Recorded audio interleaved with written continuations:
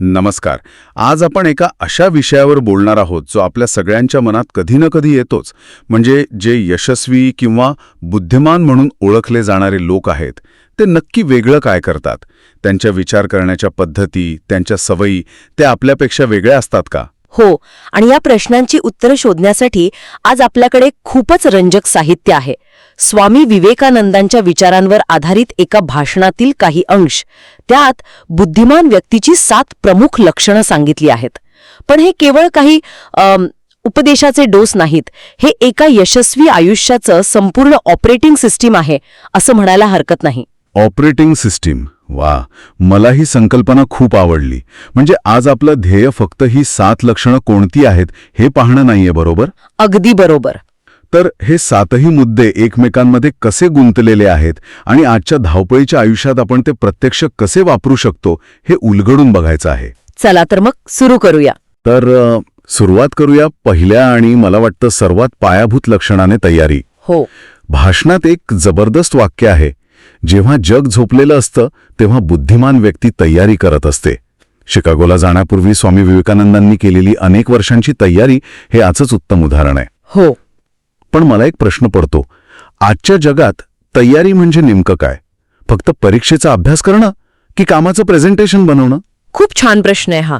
कारण तयारी या शब्दाची व्याप्ती खूप मोठी आहे. विवेकानंदांनी दिलेली कुऱ्हाड दारदार करण्याची गोष्ट आहे ना, हो हो, ती इथे अगदी चपखल बसते. ते म्हणतात की एखादं झाड तोडण्यासाठी 1 तास दिला तर मी पहिली 45 मिनिटं कुऱ्हाड धारधार करण्यात घालवेन. याचा अर्थ काय की प्रत्यक्ष कामापेक्षा त्या कामासाठी लागणारी क्षमता वाढवण्यावर जास्त भर देणं. आता आजच्या काळात याचा अर्थ काय? समजा उद्या तुमची मोठी मीटिंग आहे, तर फक्त प्रेझेंटेशन बनवणं ही तयारी नाही. अच्छा. त्या विषयावरचं अतिरिक्त ज्ञान मिळवणं, संभाव्य प्रश्नांची उत्तरं शोधून ठेवणं आणि महत्वाचं म्हणजे शांत झोप घेऊन स्वतःला मानसिकदृष्ट्या तयार करणं. ही खरी तयारी. ही खरी तयारी. ही एक वृत्ती आहे, रोज स्वतःमध्ये थोडी गुंतवणूक करण्याची. तुम्ही गुंतवणूक हा शब्द वापरला तरी मला वाटतं तो खूप महत्वाचा आहे. तयारी म्हणजे भविष्यासाठी आज वेळ आणि ऊर्जा गुंतवणं. पण इथेच तर खरी अडचण येते. ही तयारी करायला वेळ लागतो आणि आज प्रत्येकाची तक्रार असते की वेळच नाहीये. बरोबर. आणि इथूनच आपण आपल्या दुसऱ्या मुद्द्याकडे येतो, वेळेची कदर करणे. पण मला सांगा, आजच्या ऑलवेज ऑन कल्चरमध्ये हे खरंच शक्य आहे का? बॉसचा रात्री मेसेज येतो, डेडलाईन अचानक बदलते. अशावेळी स्वतःचं वेळापत्रक जपणं ते व्यावहारिकदृष्ट्या कसं शक्य आहे? तुम्ही अगदी योग्य मुद्दा मांडलाय. वेळ मिळत नाही ही आजच्या काळातली सर्वात मोठी अडचण वाटते. पण विवेकानंदांच्या मते वेळ कधीच मिळत नाही, तो काढावा लागतो. हा दृष्टिकोनातला फरक आहे. यशस्वी लोक वेळेचं निमित्त सांगत नाहीत, ते वेळ निर्माण करतात. ते वेळ निर्माण करतात. आणि तुम्ही विचारलेल्या ऑलवेज ऑन कल्चरच्या समस्येवर एक उपाय आहे, तो म्हणजे आपल्या वेळेचे आपणच मालक होणं. उदाहरणार्थ सोशल मीडिया. आपण तासनतास इतरांच्या पोस्ट पाहण्यात म्हणजे कन्झ्युम करण्यात घालवतो. हो, स्क्रोलिंग. हो, पण बुद्धिमान व्यक्ती तोच वेळ काहीतरी क्रिएट करण्यासाठी किंवा नवीन शिकण्यासाठी वापरते. म्हणजे तो वेळेचा ग्राहक नाही तर निर्माता बनतो. आणि कामाच्या बाबतीत बोलायचं झालं तर दिवसातला 1-2 तास नो डिस्टर्बल झोन म्हणून ठरवणं, जिथे तुम्ही कोणताही मेसेज किंवा कॉल बघणार नाही. सुरुवातीला हे कठीण वाटेल, पण जो वेळेला महत्त्व देतो, जग त्याला महत्त्व देतं. म्हणजे वेळेचा योग्य वापर करणं म्हणजे फक्त कामाचा डोंगर उपसणं नाही, तर तो वेळ कशात गुंतवायचा हे ठरवणं. आणि ही गुंतवणूक थेट तिसऱ्या लक्षणाशी जोडलेली आहे, शिकणं कधीही न थांबवणं. मला वाटतं मी सगळं जाणतो हा विचारच प्रगतीला लागलेला सर्वात मोठा ब्रेक आहे. अगदी. कौशल्य नाही का? अगदी बरोबर. शिकणं आणि माहिती गोळा करणं यात फरक आहे. आजकाल आपण माहिती गोळा करतो, पण त्याचं ज्ञानात रूपांतर करत नाही. खरंय. बुद्धिमान व्यक्ती फक्त माहिती गोळा करत नाही, तर ती आत्मसात करते. याचं उत्तम उदाहरण म्हणजे रोज किमान 30 मिनिटं वाचन करणं. पण काय वाचायचं? जे तुमच्या क्षेत्राशी संबंधित आहे किंवा जे तुम्हाला एक चांगली व्यक्ती म्हणून घडवेल. आणि चुकांमधून शिकणं. हो, चुकांमधून शिकणं हा तर सर्वात मोठा गुरु आहे. विवेकानंदांनी म्हटलंय, अनुभव हाच जगातला सर्वात मोठा गुरु आहे. याचा अर्थ फक्त यशच नाही, तर आपलं प्रत्येक अपयश आपल्याला काहीतरी शिकवत असतं. शिकणं बंद झालं की तुमची वाढ थांबली, तुम्ही जिथे आहात तिथेच अडकून पडता. ठीक आहे, तर एक बाह्य आराखडा तयार होतोय. तयारी करा, वेळेचा योग्य वापर करून सतत शिकत रहा. पण मी अनेक लोकांना पाहिले आहे जे हे सगळं करतात, खूप मेहनत घेतात, पण तरीही यशस्वी होत नाहीत. कुठेतरी आतून काहीतरी कमी पडत असतं. मला वाटतं इथूनच आपण आंतरिक शक्तीच्या मुद्द्यांकडे येतो आणि त्यातला चौथा मुद्दा आहे स्वतःवर प्रचंड विश्वास ठेवणे. हो जगातला सर्वात मोठा धोका म्हणजे स्वतःवरचा अविश्वास. हो, ही खूप महत्वाची गोष्ट आहे. शिकागोला जाण्यापूर्वी विवेकानंदांकडे पैसे नव्हते, ओळख नव्हती, लोक त्यांची खिल्ली उडवत होते. पण त्यांच्याकडे एक गोष्ट होती, स्वतःवर आणि आपल्या ध्येयावर अढळ विश्वास. हा विश्वासच त्यांना त्या प्रवासात तारून घेऊन गेला. आत्मविश्वास ही काही जन्मतः मिळणारी गोष्ट नाहीये, तो कमवावा लागतो, वाढवावा लागतो. तो कसा वाढवायचा? रोज आरशात पाहून स्वतःला मी हे करू शकतो असं सकारात्मक संदेश देणं, आपली छोटी छोटी यश लिहून काढणं, कारण आपण आपलं यश पटकन विसरतो. आणि सर्वात महत्वाचं म्हणजे ज्या गोष्टीची भीती वाटते तीच गोष्ट करणं. भीतीवर मात केल्याशिवाय आत्मविश्वास वाढत नाही. ज्याचा स्वतःवर विश्वास आहे त्याला जगातील कोणतीही शक्ती रोखू शकत नाही. हा आत्मविश्वास खूप ऊर्जा देतो. पण याचा अर्थ असा आहे का की फक्त मी करू शकतो असं म्हणत पुढे जायचं, की या आत्मविश्वासाला योग्य दिशा देणंही महत्वाचं आहे? मला वाटतं भाषणातला 5वा मुद्दा इथेच येतो, योग्य प्रश्न विचारणे. बरोबर. माझ्यासोबतच असं का होतं या प्रश्नातून निराशाच येते. पण या परिस्थितीतून मी काय शिकू शकतो हा प्रश्न मार्ग दाखवतो. तुम्ही दोन्ही मुद्दे खूप सुंदर जोडले आहेत. आत्मविश्वास आणि योग्य प्रश्न विचारणं एकाच नाण्याचे दोन बाजू आहेत. आत्मविश्वास तुम्हाला कृती करायला ऊर्जा देतो, तर योग्य प्रश्न तुम्हाला कोणती कृती करायची हे सांगतात. अच्छा. विवेकानंदांनी तरुणपणी स्वतःला खूप मूलभूत प्रश्न विचारले. मी कोण आहे? माझ्या जीवनाचा उद्देश काय आहे? मी या देशासाठी काय करू शकतो? ह्या प्रश्नांनीच त्यांच्या आयुष्याला दिशा दिली.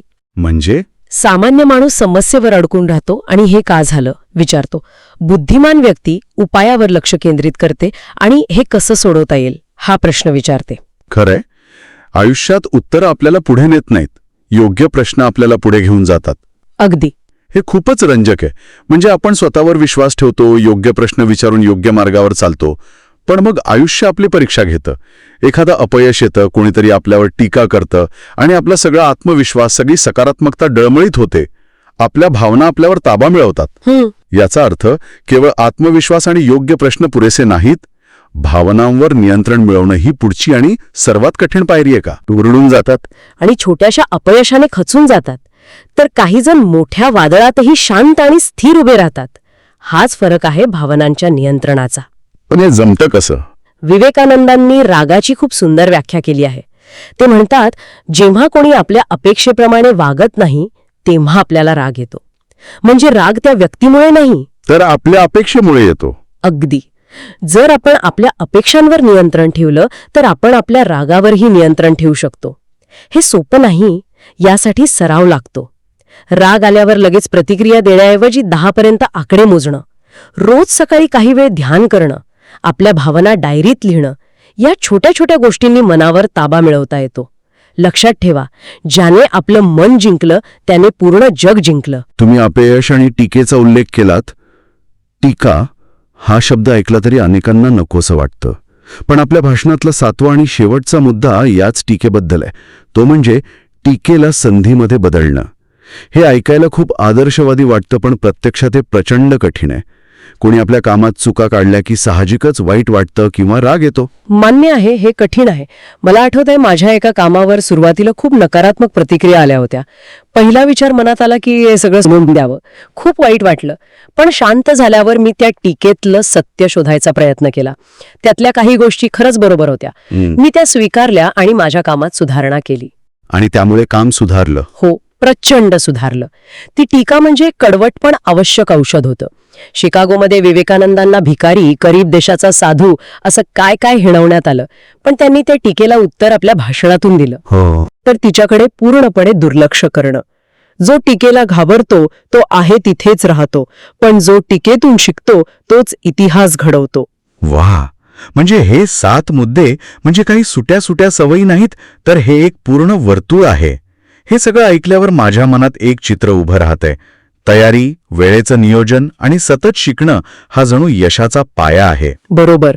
आणि या पायावर आत्मविश्वास आणि भावनांवर नियंत्रण यांची एक मजबूत इमारत उभी राहते. आणि जगाशी संवाद साधताना योग्य प्रश्न विचारणं आणि टीकेला सकारात्मकतेने घेणं ह्या जणू त्या इमारतीच्या खिडक्या आहेत. हो. जिथून यशाचा आणि नव्या संधींचा प्रकाश आत येतो. हे एक संपूर्ण पॅकेज आहे. हो. आणि हे सर्व मुद्दे एकमेकावर अवलंबून आहेत. तयारी करायला वेळ लागतो, नवीन काही शिकायला आत्मविश्वासाची गरज असते आणि टीकेला सामोरे जायला भावनांवर नियंत्रण असावं लागतं. यापैकी एकही गोष्ट काढली तर बाकीच्या गोष्टी कमकुवत होतात. हेच ते ऑपरेटिंग सिस्टम आहे जे सामान्य व्यक्तीला असामान्य बनवतं. विवेकानंदांचं एक प्रसिद्ध वाक्य आहे, उठा, जागे व्हा आणि ध्येय प्राप्त होईपर्यंत थांबू नका. आजच्या या चर्चेनंतर मला वाटतं या वाक्याचा खरा अर्थ जास्त खोलवर समजतोय. नक्कीच. आणि ही चर्चा संपवताना आपल्या श्रोत्यांसाठी एक विचार सोडून जाऊया. ही सगळी 7 लक्षणं जाणून घेतल्यानंतर यातलं असं कोणतं एक लहान पाऊल आहे, कोणती एक छोटीशी सवय आहे जी आजच्या आज उचलून आपण स्वतःच्या प्रगतीची कुऱ्हाड धारदार करायला सुरुवात करू शकतो. म्हणजे कदाचित रोजची 15 मिनिटं वाचन, किंवा राग आल्यावर प्रतिक्रिया देण्याआधी फक्त 10 सेकंद थांबणं. सुरुवात कुठूनही होऊ शकते. हो, सुरुवात कुठूनही होऊ शकते. मित्रांनो, लक्षात ठेवा, प्रत्येक दिवस नवं काही शिकण्याची संधी असते. जर हा व्हिडिओ आवडला असेल तर लाईक करा आणि मराठी ग्रोथ हबला सबस्क्राईब करा. तुमचा सपोर्ट मला आणखी चांगलं काम करण्याची प्रेरणा देतो.